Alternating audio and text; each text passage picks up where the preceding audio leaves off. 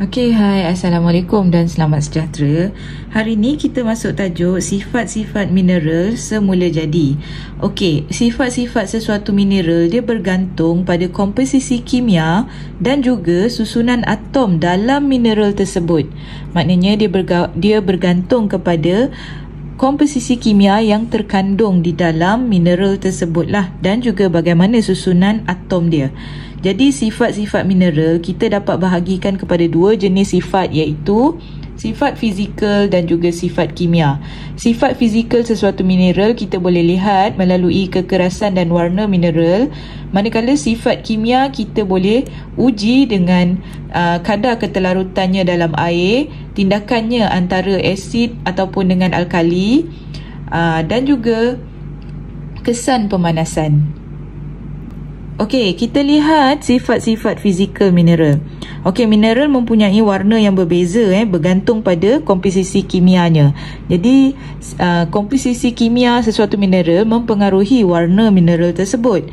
Okey, kita lihat jadual 4.2 ni menunjukkan warna beberapa jenis mineral yang biasa kita jumpai. Okey, mineral hematit, okey, warnanya perang. Malakit, warnanya hijau. Kalsit, iaitu batu kapur, warnanya putih. Galena, warna kelabu. Dan juga kasiterit, warnanya hitam. Baik, untuk menguji kekerasan sesuatu mineral, kita boleh uji dengan menggores mineral tersebut. Ini biasa kita buat dalam makmal lah, kita gores. Okey, mana mineral yang mudah tercalar, bermaksudnya mineral tersebut rapuh. Okey, yang keras dan susah untuk tercalar, maknanya dia sangat keras.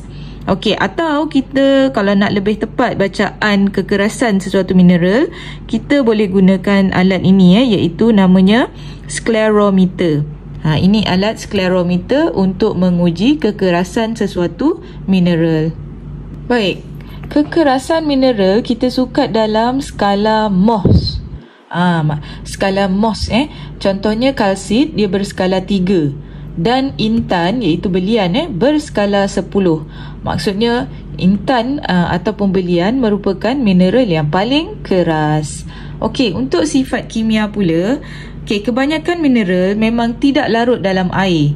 Hanya mineral yang mengandungi unsur logam, natrium dan kalium larut dalam air. Ingat yang ada unsur logam, natrium dan kalium yang larut dalam air. Okey, mineral-mineral yang mengandungi logam oksida atau logam karbonat biasanya bertindak balas dan larut dalam asid. Jadi tindak balas logam karbonat dengan asid membebaskan gas karbon dioksida.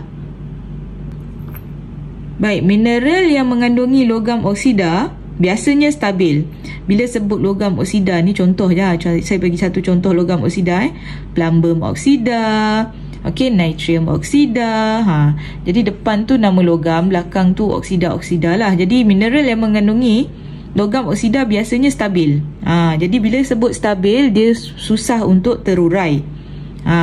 Tidak terurai bila dipanaskan. Namun dia bagi tahu kat sini, namun demikian apabila logam oksida dipanaskan dengan karbon, logam tulen dan gas karbon dioksida akan dihasilkan.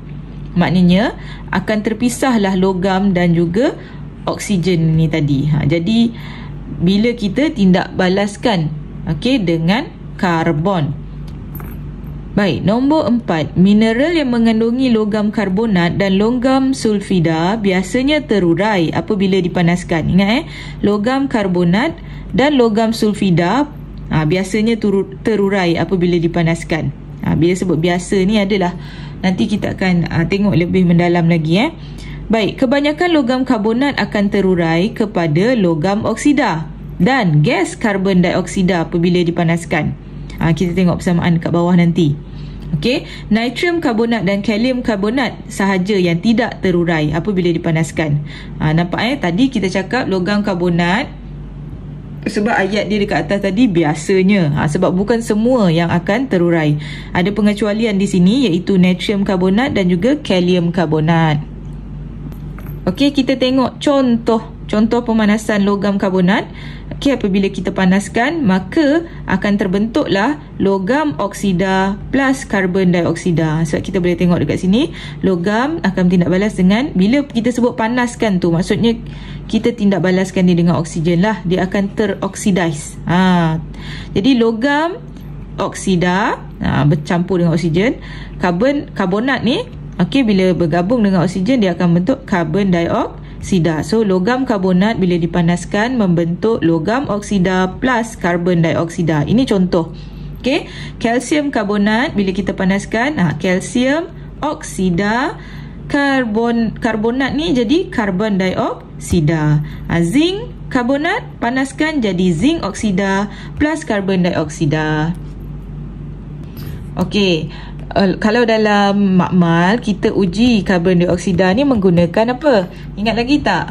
Kita gunakan air kapur. So air kapur itu akan menjadi keruh lah apabila kita lalukan gas karbon dioksida.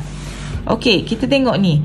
Logam sulfida pula akan terurai apabila dipanaskan dalam udara untuk menghasilkan logam oksida dan gas sulfur dioksida. Ini kalau logam sulfida pula, kita panaskan, dia membentuk logam oksida dan sulfur dioksida. Ini contoh di bawah ni.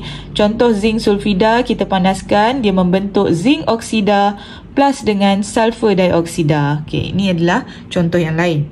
Okey, gas sulfur dioksida ni dia menghasilkan bau sengit dan melunturkan warna ungu larutan kalium permanganat berasid. Ini kalau dalam makmal kita uji dengan ini. Okey, mari kita lihat apakah kegunaan mineral semula jadi. Okey, contoh kegunaan. Okey, baik, contohnya kalsium oksida dan kalsium karbonat, iaitu batu kapur kita gunakan untuk meneutralkan tanah yang berasid. Sebab batu kapur ni sifatnya alkali. Jadi biasanya kita neutralkan tanah yang berasid. Tanah yang berasid ni bila masa tanah berasid ni, bila selepas hujan asid turun, jadi tanah akan jadi sedikit berasid. Okey, kalsium karbonat juga digunakan dalam relau bagas untuk menghasilkan bendasing semasa pengekstrakan besi. Yang ni kita akan belajar kemudian. Silikon dioksida atau silika yang didapati dalam pasir mempunyai takat lebur yang tinggi dan digunakan untuk membuat kaca. Jadi aluminium oksida pula biasanya dijumpai dalam pelindung sinaran matahari dan dalam bahan-bahan kosmetik seperti pengilat kuku dan gincu. Ini adalah kegunaan mineral semula jadi.